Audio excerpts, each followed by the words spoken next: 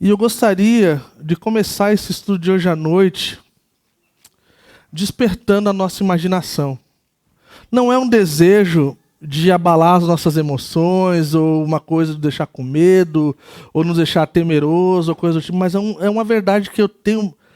Esses dias eu estava pensando, e eu penso nesse novo ano como seria. Então a pergunta, né, para despertar a nossa imaginação, é como seria para mim e para você se nós soubéssemos que nós teríamos 1 ano ou 2 anos de vida. Se nós olhássemos assim, nosso tempo de limite de vida é em tanto tempo. Como isso mudaria a minha vida e a sua vida? Como isso mudaria, como essa notícia mudaria o jeito que eu e você lidamos com a família, com o trabalho e com a igreja.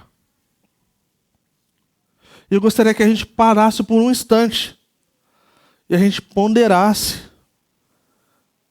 Eu não sei vocês, mas o fim de ano e o começo de ano nos leva a tantos lugares, a tantos pensamentos, a tantas coisas. E é inevitável pensarmos nas coisas que nós gostaríamos de fazer nesse próximo ano. E então o pastor Rodrigo, no domingo passado, ele deu esse pontapé inicial acerca dessas coisas que são importantes e primárias, né? De ver a nossa vida sendo usada para a glória de Deus, de estarmos avançando, já que temos esse lugar no Senhor. Como seria a nossa vida, gente, com a notícia de que nós teríamos mais 1 ano ou 2 de vida? E seja como for, que a gente possa pensar de forma honesta. Talvez eu não saberia lidar com isso, talvez eu gostaria de fazer isso, talvez a resposta de alguns de nós talvez seria até carnal. De pensar, cara, eu vou fazer tudo que eu não pude. Sabe? E eu acho que esse é o tempo de honestidade para a gente poder avançar diante dessa questão em 2025.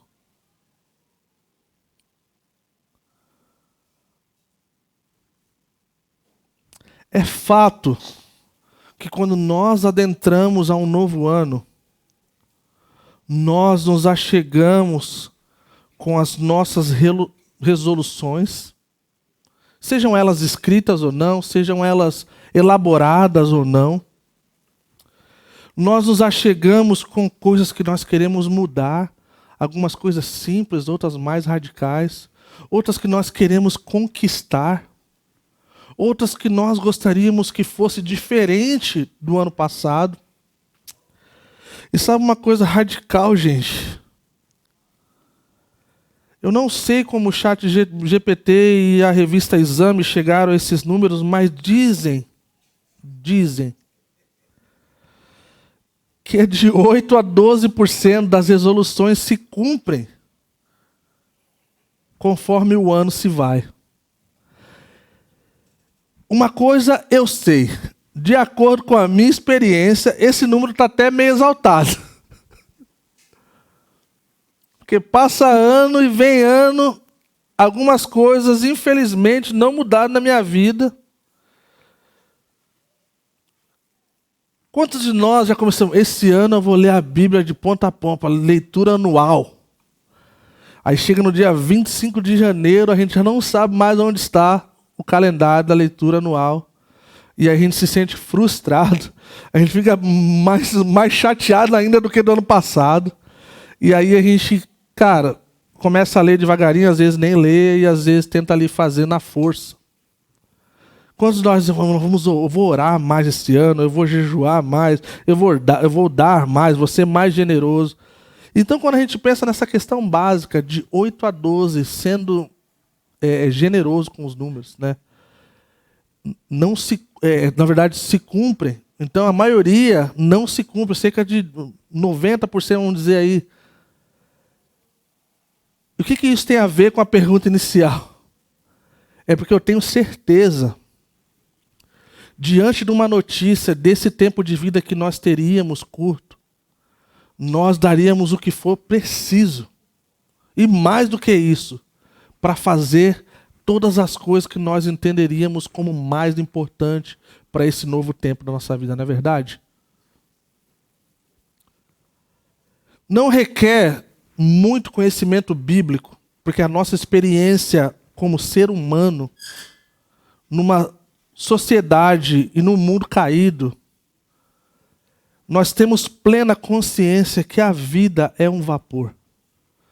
Se tem uma coisa que nós, seres humanos, temos plena consciência, é de que nós estamos nesse mundo por um propósito, e que nós não sabemos por quanto tempo,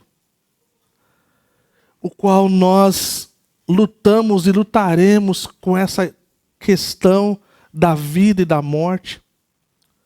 O salmista, no Salmo 39, no versículo 4 e 5, eu vou ler aqui na NVT, então se você quiser só ouvir, tá beleza, não precisa colocar, tá, Mike? Só para você ouvir, só para como uma base da introdução.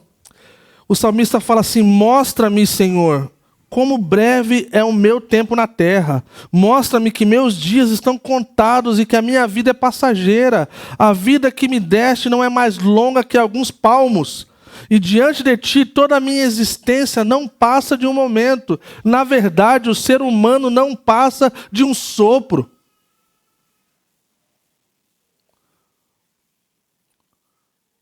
Tiago, ele fala lá no capítulo 4, versículo 14, ele fala assim: vocês nem sabem o que acontecerá amanhã.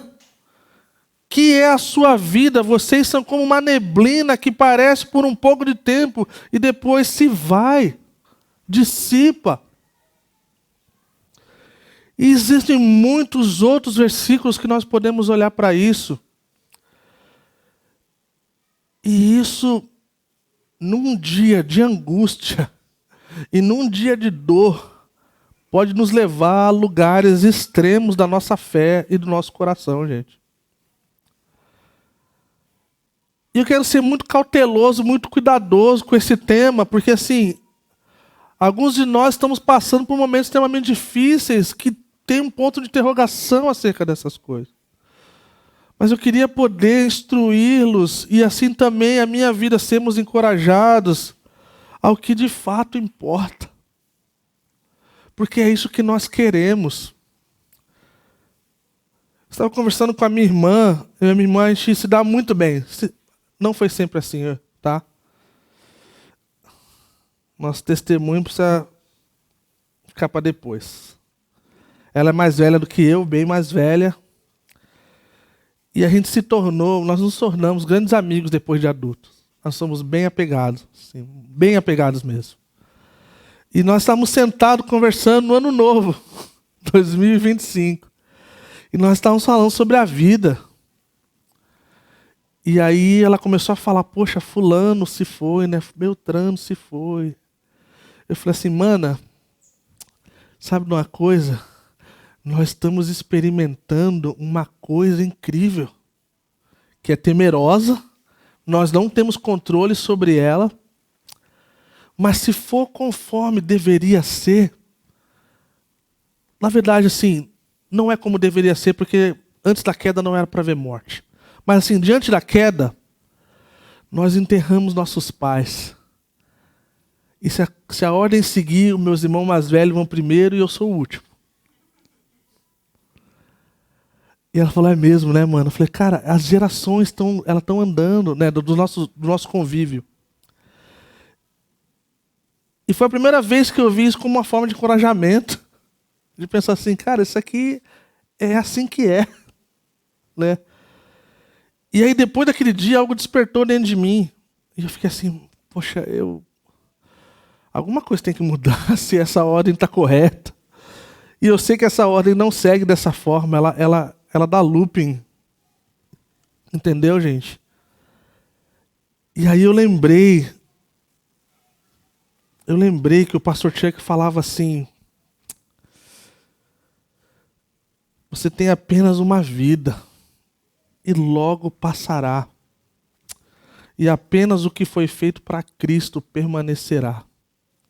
E essa frase tem mexido comigo por anos. apenas uma vida, e logo passará. Apenas o que for feito por Cristo permanecerá. Outra pessoa disse: você tem apenas uma vida para viver, apenas uma oportunidade de fazer a diferença na terra. Não apenas no mundo, mas para a eternidade. Porque o que nós fazemos aqui remete em eternidade. Então ele fala: não desperdice esse tempo.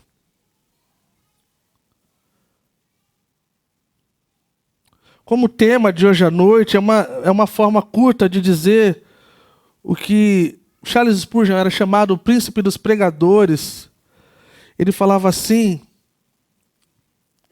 que a vida é curta, né? O tempo é curto, a vida é curta, a eternidade é longa. E essa vida curta, ela só faz sentido se ela for vivida em luz da eternidade. Eu vou repetir. A vida é curta, o tempo é curto, a eternidade é longa. E essa vida curta, esse tempo curto, ele só faz sentido se for vivida à luz da eternidade. Então imaginem só o cenário que nós estamos em 2025, gente. E então eu gostaria de ler uma parte do texto, nós vamos orar. E nós vamos pedir para que o Senhor ministre aos nossos corações, e já está fazendo, mas através das Sagradas Escrituras. Amém? Obrigado, mano. Efésios, capítulo 5.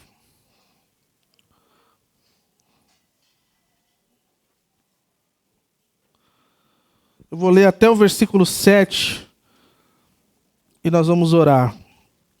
Efésios, capítulo 5, a partir do versículo 1, diz assim: portanto, sejam imitadores de Deus, como filhos amados, e vivam em amor, como também Cristo nos amou, e se entregou por nós como oferta e sacrifício de aroma agradável a Deus. Entre vocês não deve haver nem sequer menção de imoralidade sexual, como também de nenhuma espécie de impureza e de cobiça, pois essas coisas não são próprias para os santos. Não haja obscenidade, nem conversas tolas, nem gracejos imorais, que são inconvenientes, mas ao invés disso, ações de graças, porque vocês podem estar certos disso. Nenhum imoral, ou impuro, ou ganancioso, que é idólatra, tem herança no reino de Cristo e de Deus. Ninguém os engane com palavras tolas, pois é por causa dessas coisas que a ira de Deus vem sobre os que vivem na desobediência. Portanto, não participem com eles dessas coisas. Senhor, nós nos achegamos diante de Ti, Senhor.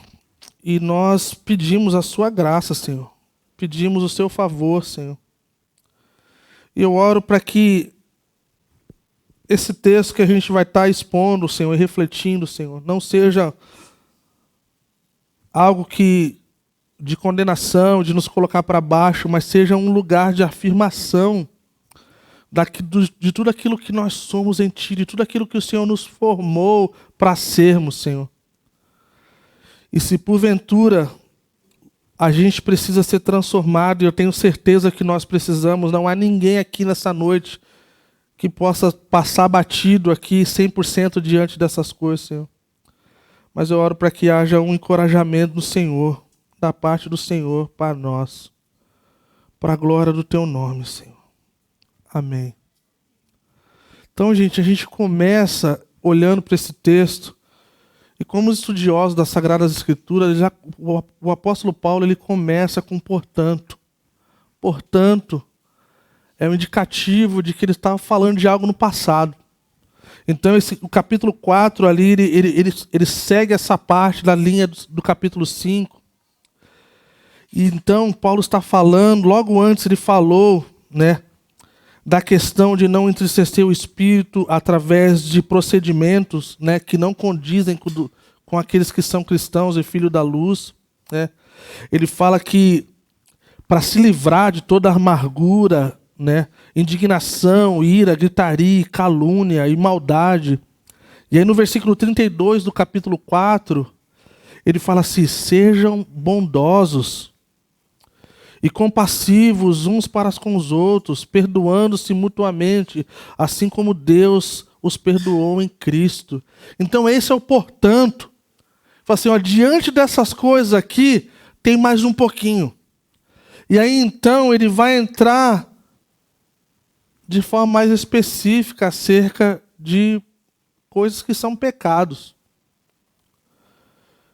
Então assim, começar o ano falando dessas coisas, gente, eu oro que seja libertador. Eu oro para que seja uma coisa que nos livre desse mal, dessa praga, que não faz só mal para a gente, faz mal para todo mundo. E quem sabe a gente possa viver um ano com vitória sobre o pecado. Quem sabe a gente possa viver um novo ano onde nosso coração vai estar calibrado no Senhor. Ele vai estar tanto pensando no Senhor que ele não vai dar lugar para essas outras coisas.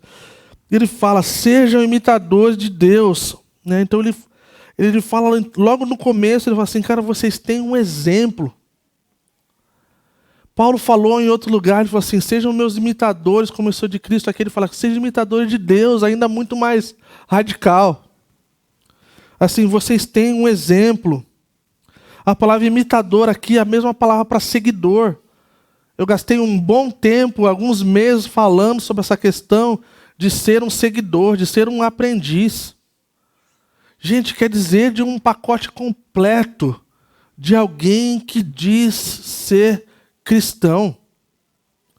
Quer dizer que existe uma realidade que nós não podemos negar, que nós precisamos ter na nossa vida, se nós somos de fato os filhos de Deus, e se nós de fato estamos andando na luz, e se de fato estamos cumprindo com as coisas que o Senhor nos fez para sermos. E ele fala interessante, ele usa o termo filho amados. Crianças não precisam de muitas coisas para aprender a seguir exemplos. Eles só seguem. Então, filhos é a mesma palavra de filhinhos, é a mesma palavra de crianças. Então, fala assim, ó, sejam meus imitadores dessa forma, de forma que venha natural para vocês, que isso faz parte da vida de vocês.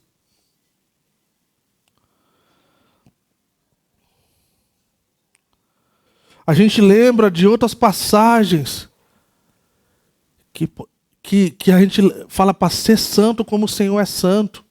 Então aqui, você que está talvez nos visitando, ou talvez está se achegando à fé, ou coisa do tipo, quando você vai ouvir a palavra santo aqui, se referindo a seres humanos como eu e você, está falando de pessoas que na verdade se identificam com a realidade de que nós somos filhos de Deus, e por isso nós somos santos, com S minúsculo e muito minúsculo. E Ele é santo com S maiúsculo e muito maiúsculo.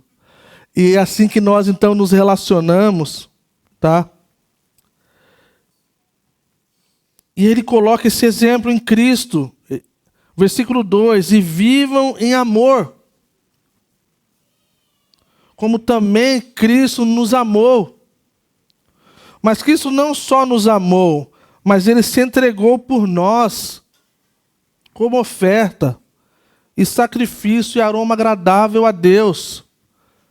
Então essa é a vida do cristão em comunidade. Essa é a vida do cristão com outras pessoas.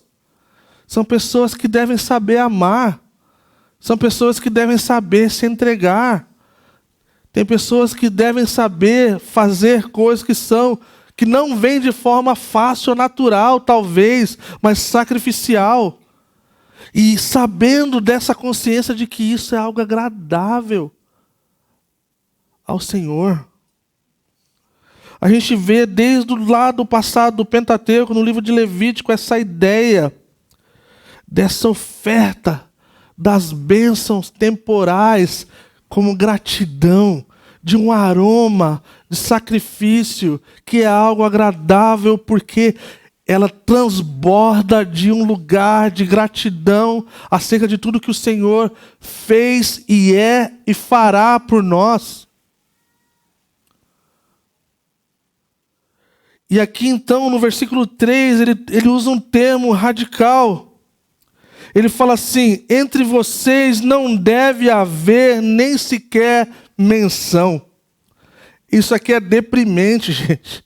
Você lê isso aqui, você pensar na igreja de Jesus Cristo, na terra, diante do cenário que nós estamos vivendo, nós estamos perdidos. Porque não há só menção, há realidade. E é por isso que é necessário nós começarmos o ano lidando com essas coisas, cara. E uma das coisas que eu sempre falo e volto a repetir, gente, se você olhar ao redor dessa comunidade, você vai ver um monte de gente falha assim como você.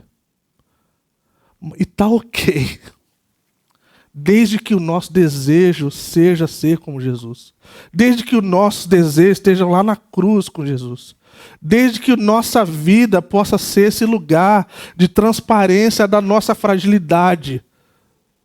E eu volto a dizer, como liderança da Calvary Curitiba, nós não daremos e não damos lugar para pessoas que tentam ser alguém, parecer alguém que não são. Isso é abominável ao Senhor. Então é melhor que a gente seja ok com as nossas fragilidades e podemos confessar uns aos outros e pedir perdão. E a gente então não precisa forçar a ser alguém que nós não somos. E ele fala então que não deveria haver menção dessas coisas. Quais são essas coisas? São 6 coisas, gente. 6 coisas. Ele começa dizendo da imoralidade sexual. Em grego, porneia. Qualquer tipo de pecado sexual fora do padrão de que Deus fez relacionado entre o homem e a mulher. Dentro do âmbito do casamento, do matrimônio. E ele mostra esse contraste. E aí ele fala então da cobiça, da impureza primeiro, também relacionado a questões sexuais. A cobiça, conversas tolas, gracejos imorais. Eles estão todos relacionados, gente. Alguns mais evidentes, alguns mais enrustidos, alguns mais não é tão ruim assim.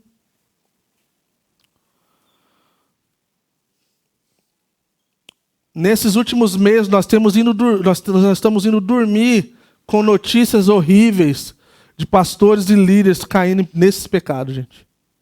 E eu tenho certeza que isso é o reflexo de pessoas, de ovelhas da igreja também. Espero que aqui na Calvary Curitiba não.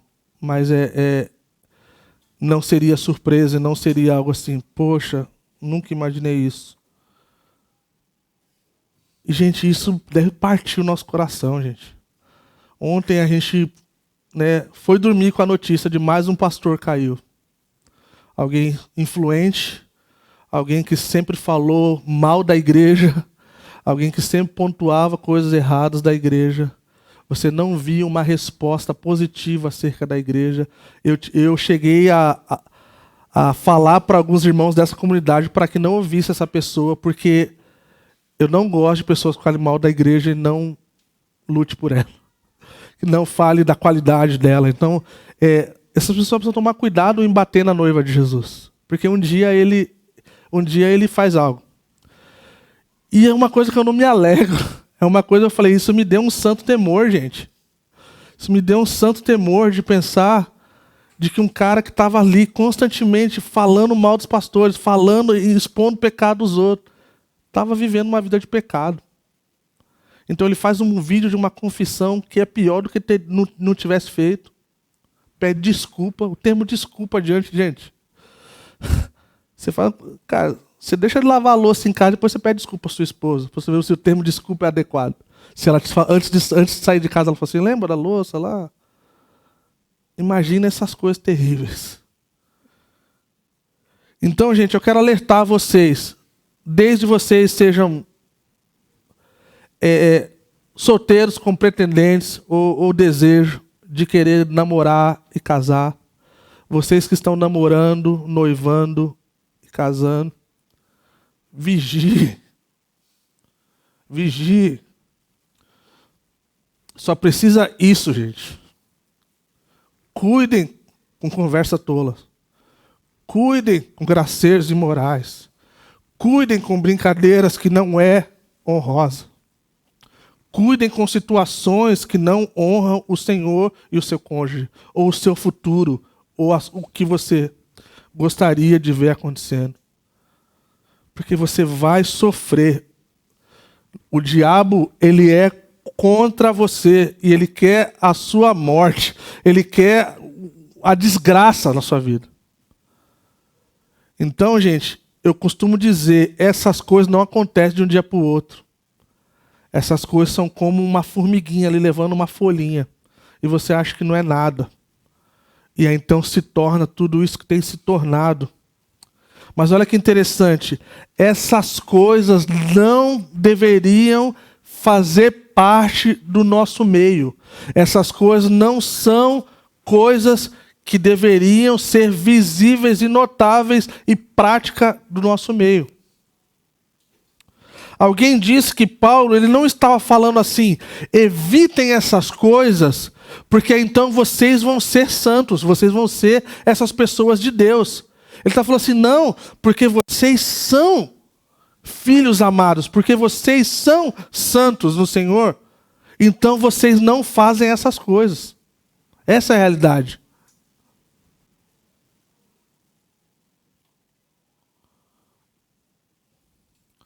Então a gente vê, nos próximos versículos nós vamos ver a consequência dessa vida que não condiz com a realidade de Cristo e do chamado que nós temos de sermos pessoas que carregam a sua imagem e semelhança por onde nós andamos. Isso mancha a reputação de Cristo, isso mancha a reputação da igreja, isso mancha a nossa reputação no trabalho. Nós nos tornamos motivo de zombaria.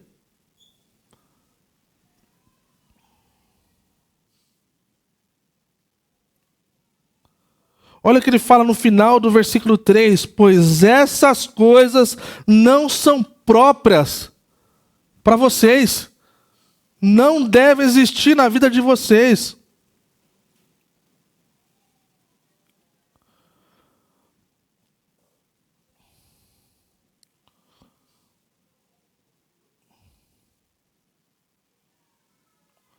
Olha o que ele fala no versículo 4. Não haja obscenidade, nem conversa tola, nem gracejos imorais, que são inconvenientes. Mas ao invés disso, ações de graça. Quem faz parte do nosso grupo de conexão, no dia de ações de graça, trouxe uma citação, para quem sabe eu gosto muito de citação. A citação que eu trouxe foi da Madame Blueberry dos vegetais. E ela fala que um coração grato é algo incrível. Alegra o coração. Ela fala que a gratidão alegra o coração. Esse é o refrão dos vegetais, tá? Madame Blueberry, super espiritual. A gratidão alegra o coração. Então, diante de todas essas coisas, a gente tem gratidão de saber que nós somos redimidos, de saber que nós estamos debaixo do governo de Jesus, e nós não somos mais perdidos. Satanás não tem mais poder sobre nós. E é só uma questão de tempo de que nós seremos livres para sempre, até mesmo de lidar com o pecado. Isso deve ser algo de grande gratidão para a gente. De acordarmos e falar assim, eu posso colocar diante de Jesus, e Ele vai me dar força, graça e poder para superar os meus pecados.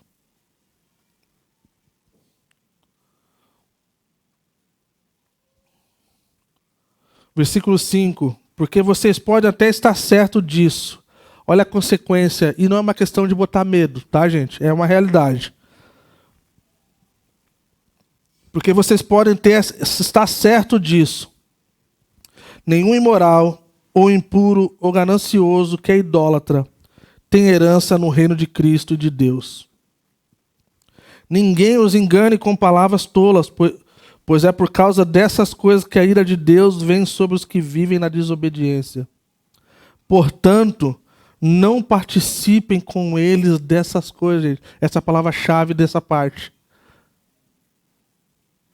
essa descrição da consequência dessa prática, não é para nós.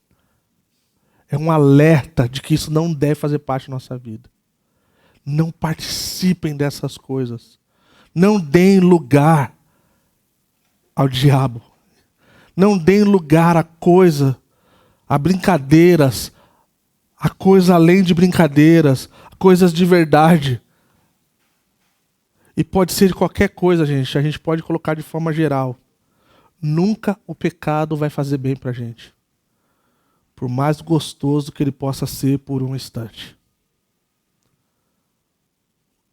Faz sentido, gente? O pecado não é uma coisa amarga e ruim no momento. Ele é bom. Ele é gostoso.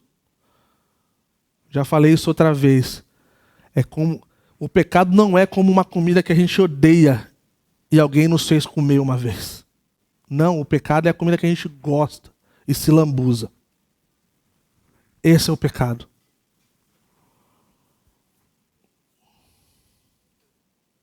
Não participem dessas coisas. Não deixem essas coisas se tornarem, gente, parte da nossa vida. Coisas que desagradam o Senhor. Que a gente começa aqui e ali. Coisas que talvez a gente assiste, talvez coisas que a gente leu, talvez coisas que a gente brincou no trabalho. O James K. Smith ele fala que todas essas coisas, elas são liturgias contrárias ao Senhor. Ele fala que essas coisas nos moldam de alguma forma, sejam elas notórias e visíveis, ou sejam elas enrustidas. Eu sempre falo isso, é cafona e é estranho, mas eu não consigo achar uma melhor forma possível, tá, gente? Não consigo. É como você está assistindo um filme, eu ia falar novela, né? Tipo assim, novela é uma coisa bem brasileira, né? Mesmo que sejam as mexicanas ou coisa do tipo. É quando você se depara com um enredo, com uma agenda de um filme, ou de uma novela, ou de uma série, e no final você está torcendo para que as coisas erradas aconteçam, para que o adultério aconteça é a forma mais bonitinha do fulano e do Beltrano, porque afinal de contas eles parecem que eles se amam. E a gente se emociona. E aí isso nos mostra que a gente já se prostrou. E eu não estou falando para que a gente vire um bando de moralista, tá, gente? Não é isso. É uma consciência. Eu tinha um mentor, Mendel, ele falava de uma coisa incrível, assim. Eu tinha lá meus 20 e pouquinhos anos, ele falava assim, Cacá, lembra de cuidar das coisas que você ouve, que você vê. Que essas coisas têm poder sobre você. E na época eu falava assim, um cara mó careta, né? Tipo assim, cara. Mas quando você vai ver, gente, essas coisas se tornam algo. Então assim, nós precisamos de Cristo como o centro do nosso coração, como Senhor da nossa vida. Para que, então assim, não é um chamado ao moralismo. O moralismo em si, ele não é a resposta. O Evangelho é a resposta. Jesus Cristo é a resposta. Porque por nós mesmos, por força própria, nós não conseguimos. Porque o nosso desejo carnal é contra o Senhor. E nós precisamos então de um freio. E o Espírito Santo serve muito bem, além de tantas coisas gloriosas que ele é. Ele serve como um freio para nós. O reverendo Nicodemos, ele fala, você quer ver quão carnal nós somos, é o Espírito Santo tirar o freio que está sobre nós. Nós vamos desenfreadamente numa direção do lamaçal. E aí então ele começa a descrever, ele continua, versículo 8, porque outrora vocês eram trevas, olha a diferença, o contraste aqui, a mudança. Mas agora são luz no Senhor. Vivam como filhos da luz, pois o fruto da luz consiste em toda bondade, justiça e verdade. E aprendam a discernir o que é agradável ao Senhor. Não participem das obras infrutíferas das trevas, antes exponha na luz. Porque aquilo que eles faziam em oculto, até mencionar, é vergonhoso, mas tudo que é exposto pela luz torna-se visível, pois a luz torna visíveis todas as coisas. Gente, olha que poderoso isso aqui, gente. Nós vivíamos de acordo com os princípios e o governo de Satanás. Esse é o nosso passado. Mas agora, como filhos da luz, como crentes no Senhor, nós temos essa responsabilidade de sermos diferentes das trevas. Porque de outra forma, nós não temos nem mais testemunho para convidar pessoas à fé cristã. Nós perdemos. Nós perdemos se nós não formos diferentes. Nós vamos estar convidando pessoas a uma vida muito parecida na qual ela já vive. E aí as pessoas falam assim, cara, isso aí eu já tenho. Esse estilo de vida aí eu já tenho. Não preciso mudar. Mas aí quando essas pessoas se deparam com a forma que os filhos de Deus vivem em comunidade, em comunhão, em amor, em retidão, em santidade, em piedade, eles começam a bugar, porque está em falta nesse mundo. A forma que nós educamos nossos filhos, a forma como nós lidamos com os nossos cônjuges, a forma que nós trabalhamos como profissionais cristãos, como nós estudamos, como nós lidamos com as relações. E isso mexe com o coração das pessoas. Porque está em falta, gente. Até mesmo no meio da cristandade.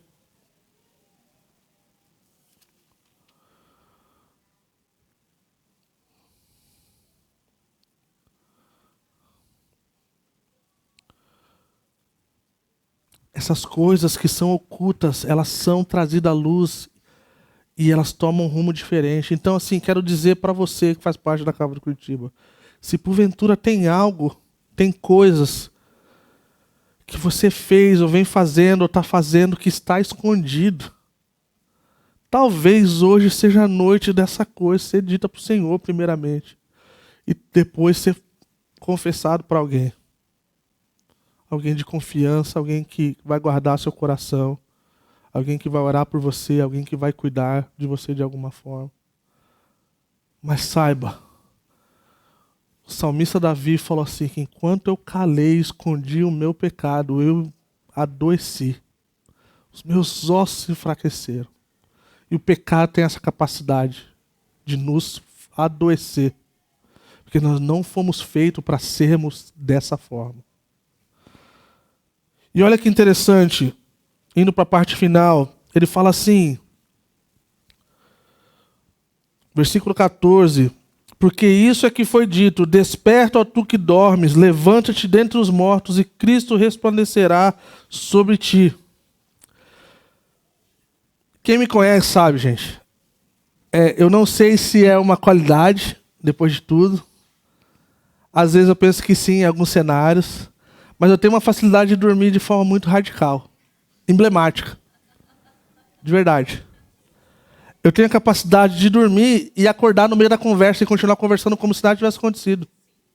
É incrível. Eu acho que até aí é qualidade. Mas é radical pensar o que nós somos capazes de fazer dormindo, gente. Você já pensou parar nisso? Talvez você não, mas o ser humano, no geral, gente, nós somos capazes de andar, de ouvir, de cantar, de conversar, de ir no banheiro, de comer. Não é radical, gente? E isso é uma coisa que é um alerta para a gente assim, do perigo dessa coisa. O perigo que o apóstolo Paulo está vendo aqui, ele está dizendo assim, vocês podem ter essa aparência de vida dormindo, vocês são capazes de fazer todas essas coisas e vocês dão uma ideia de que vocês estão acordados, mas vocês não estão. E chega o ponto que a gente já nem sabe mais quando a gente está acordado dormindo, no meu caso. Porque cada piscada é um flash, mano. Mas ele está falando aqui de algo radical, gente. Essa sonolência no cristão, ela é perigosa. Ela é perigosa porque ela pode fazer, que a gente pode fazer coisas grandes, feitos incríveis, enquanto estamos adormecidos, que farão parecer que a gente tá bem, quando nós não estamos. Então nós precisamos despertar, sim, para muita coisa. Seja qual for a nossa coisa, a nossa sonolência. Mas a gente precisa despertar. A gente precisa despertar porque a gente não quer despertar diante de cenários que a gente tem que agir agora. Nós queremos ser prevenidos.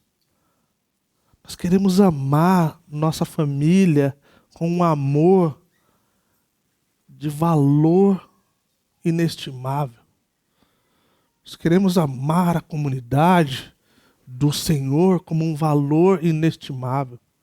Nós queremos usar as nossas finanças de uma forma que glorifique a Deus de forma inestimável.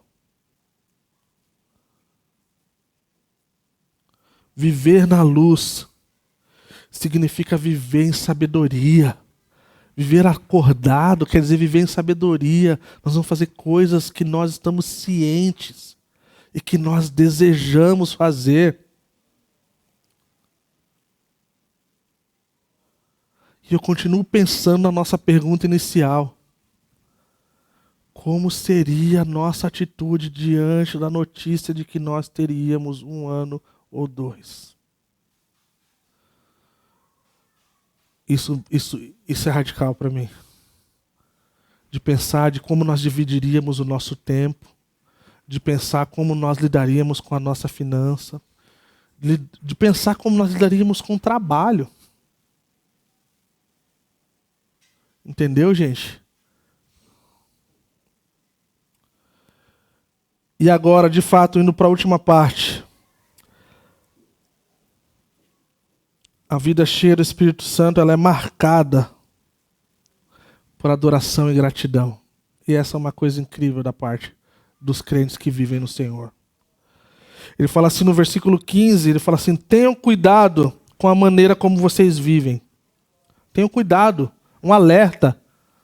Tenham cuidado. Que não seja como os insensatos, mas como os sábios. Os insensatos representam todas aquelas coisas que foram citadas, tá? Aproveitando o máximo a cada oportunidade, porque os dias são maus. Mais uma vez, portanto, diante dessas coisas que eu falei, não sejam insensatos, mas procurem compreender qual é a vontade do Senhor. Não se embriaguem com vinho, que leva à libertinagem, mas deixem-se encher pelo Espírito, falando entre si com salmos, hinos e cânticos espirituais, cantando e louvando de coração ao Senhor, dando graças constantemente a Deus, Pai, por todas as coisas em nome do Senhor Jesus. Então, gente,